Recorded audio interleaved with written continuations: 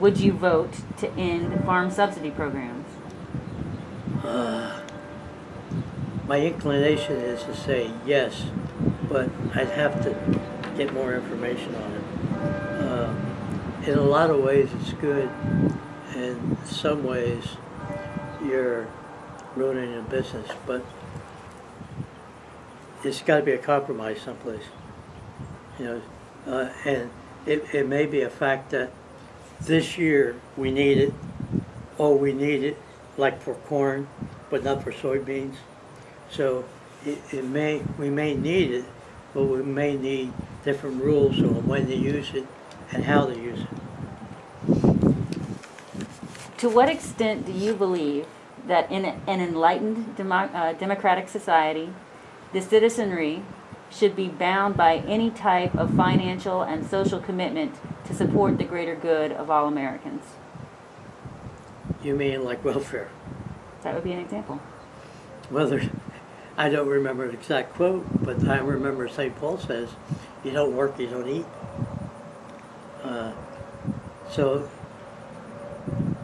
And do you know when welfare started and where it started? No, but it's not time for it's not time for history lecture though. But go ahead. But it didn't start until like the 16th century, because up until that time, the church took care of everybody. And after the Protestant revolt, the Protestant ethic didn't go in for helping people because that was works. And that drifted down into having to do something about the people. So instead of everybody contributing, some people did. You know, none of that stuff is absolute. The government's had to step in. But a lot of the ways they do things with the big bureaucracy, they spend more money sometimes in bureaucracy than actual helping people. So to boil that down, would you say that yes, we have a commitment to support the greater good, but you would rather do it through the church? Somebody has to do it. And it's better done outside of government, because government doesn't do anything without bureaucracy, and that takes money that could be helping people.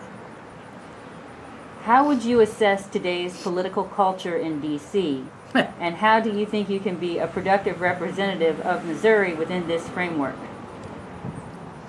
Most of the politicians are looking to stay there. It wasn't intended to be a permanent job. It wasn't intended to be a job.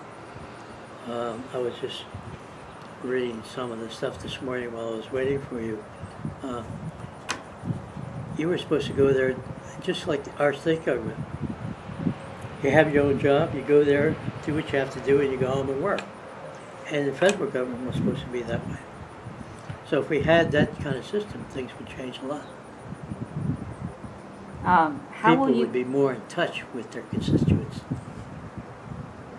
How will you measure your own success?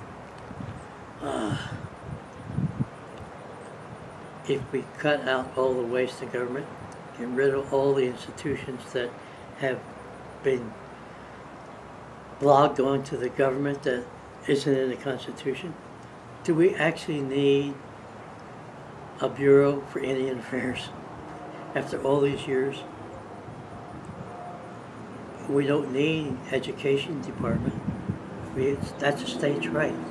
In fact, it's a family right. Families give it to the state to a limited extent, but it's not a federal right. There's all kind of organizations like that in the federal government that just wastes our money and really doesn't do anything for us. We get rid of that stuff, we save a lot of money, we can lower taxes too.